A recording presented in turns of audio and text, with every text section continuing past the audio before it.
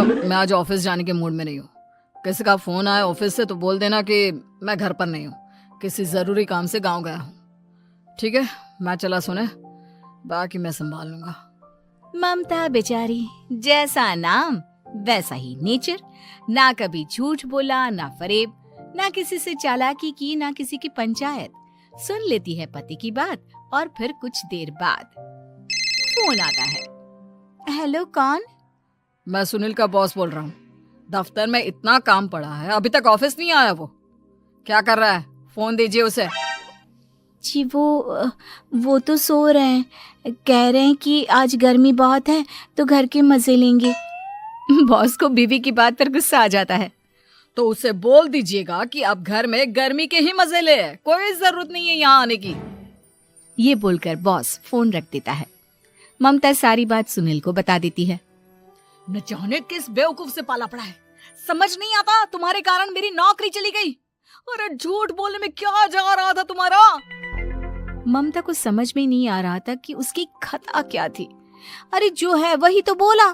फिर एक रोज, बहू, अरे आ बहू, कहाँ है तेरा पति? इस महीने घर के खर्चे के पैसे भी नहीं भेजे। क्यों, माँ बाप की फिक्र खत्म हो गई है क्या उसे? पाए लागू माँ जी, वो ये बोल रहे थे कि माँ को क्या है, घर का राशन, खेत का पैसा, मवेशी का दूध, फिर भी न जाने क्यों मेरे सर पर भार देकर बैठी है। तभी सुनील ममता के मुंह पर हाथ रख देता है। क्या रे कलमुँह है, हटा बहू के मुंह से हाथ। अरे क्या क्या बोलता है तू? वो तो इसकी झूठ बोलने की आदत नहीं है, इसलिए पता चल रहा है। देख मेरी सास कितनी शरीफ है। हाँ, तेरी माँ तो मोहल्ले की बदमाश है ना, और तेरी सास शरीफ है। बेटा ममता को देखता है और गुस्से से बोलता है। अब खड़ी खड़ी देख क्या रही हो? और भी कुछ कहना है क्या? माँ आई है ना, जाकर छाछ ले आ ठंडी वाली। ममता अंदर चली जाती है। माँ, इसके सच बोलने की आदत के कारण मेरी नौकरी जाते जाते रह गई। वो तो मैंने अगले दिन जाकर पैर पकड़ लिए मालिक के, नहीं तो। सब जानता है बहू की आदत नहीं है झूठ बोलने की, तो तू शांत क्यों नहीं रहता? क्यों उसे झूठ बोलने को बोलता है?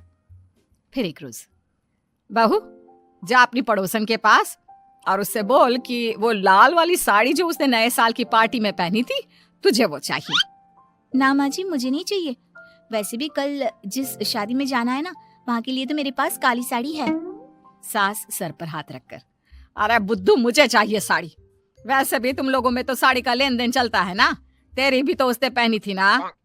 हाँ माँ जी, वो क्या है ना, हम दोनों के कपड़े एक दूसरे को आ जाते हैं।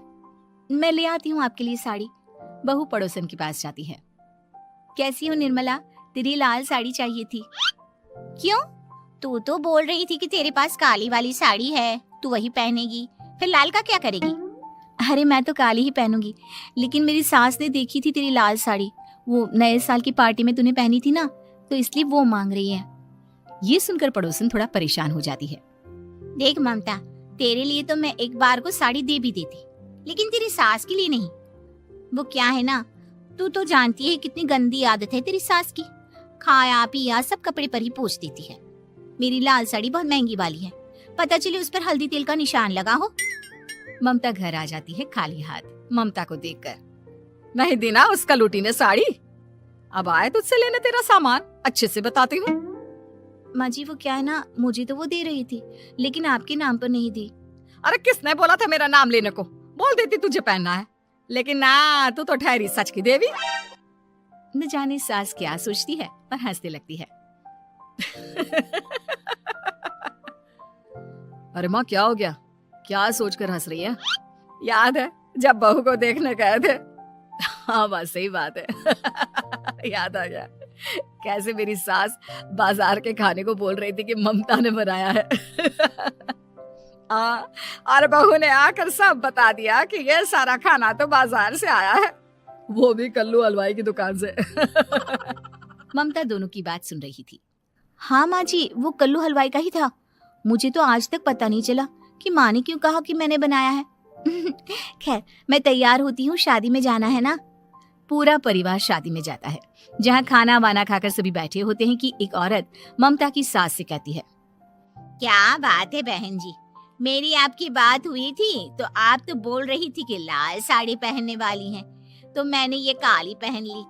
पता होता कि आप लाल नहीं पहन रही हैं तो मैं ही अपनी लाल पहन आती। अच्छा जी, तो इसलिए पूछा जा रहा था। अरे इतनी साड़ियां हैं कि क्या बताऊं। मैंने सोचा तो था, पर ये सामने दिख गई तो यही पहन लिया। अच्छा, मेरी तो तैयारी काफी दिन से चल रही थी, फिर भी आज ऐसा लग रहा है कि ठीक से तैयार नहीं हुई मैं। तभी आ जाती है हमारी सच्ची बहू, ममता बहू।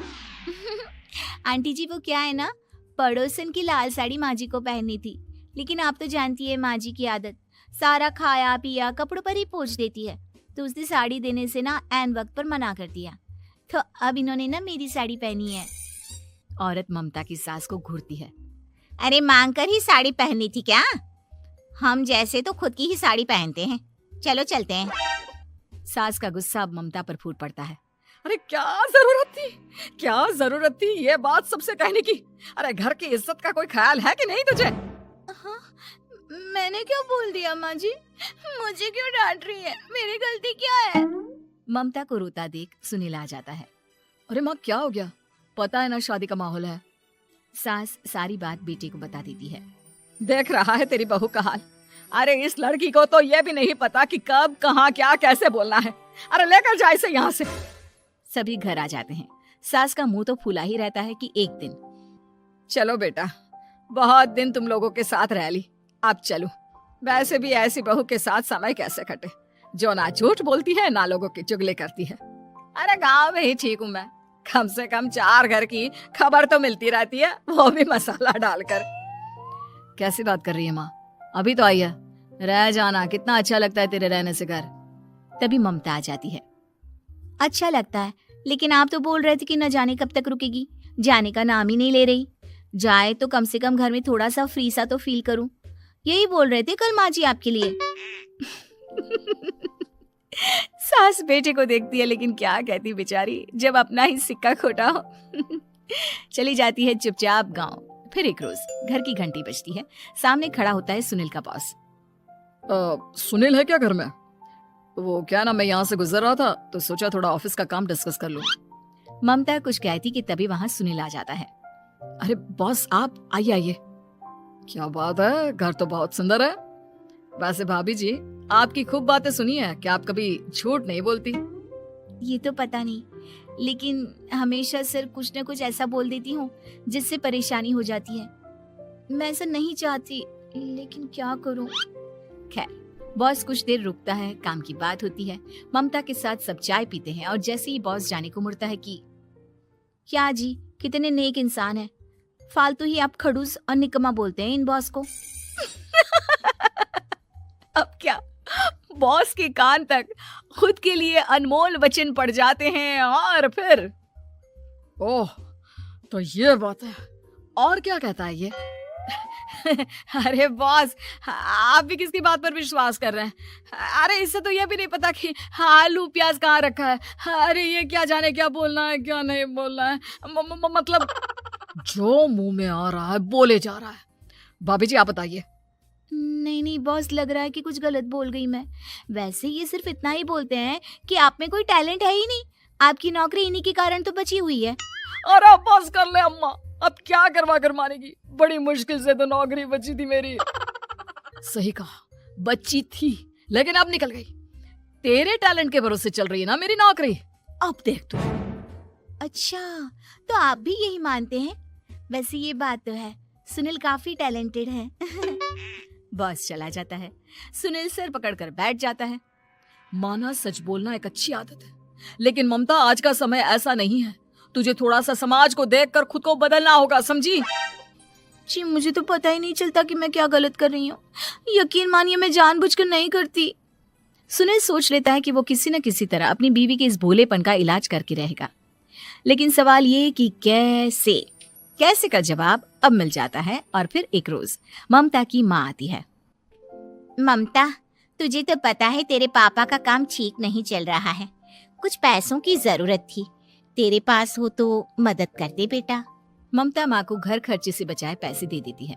पैसे देने के बाद सुनील आ जाता है। अरे सासू माँ, आज यहाँ कैसे आना हुआ? नहीं बेटा, वो ममता की याद आ रही थी ना तो आ गई। वो क्या है ना, पता है पापा का काम ठीक नहीं चल रहा है, तो माँ कुछ पैसे लेने आई थी। क्यों? यहाँ क्या पैसे का पेड़ उगा है? अरे कौन सी माँ अपनी बेटी के ससुराल का खाती है? कोई जरूरत नहीं है पैसे देने की। वापस कर दो माँ जी पैसे और निकलो यहाँ से। आगे से यहाँ पैसे लेने नहीं आना। सुनील ये बोलकर निकल जाता है। उसके जाने के बाद, बेटा ममता, तूने मेरी बेइज्जती कराने के लिए यहाँ बुलाया था क्या? अरे छोटा सा झूठ बोल देती तो तेरी माँ की इज्जत बच जाती, लेकिन चलती हूँ मैं। सास बाहर जाकर बाहर खड़े सुनील से कहती है, तेरे कहने पर बेटा हमने ये नाटक तो खेल लिया, लेकिन उसका क्या असर होता है ये नहीं पता। थोड़ी देर बाद सुनील घर आता है। देखिए, मुझे मेरी गलती का एहसास हो गया है। मैं समझ गई हूँ कि सच कितना सच होता है और उसकी कीमत आज के समय में बहुत बड़ी है। माफ करना, मैं आज से सच कभी नहीं बोलूंगी। क्या? कभी नहीं? फिर क्या, दोनों मियाँ बीवी खुश रहने लगते हैं, क्योंकि बीवी को थोड़े से झूठ की आदत हो जाती है।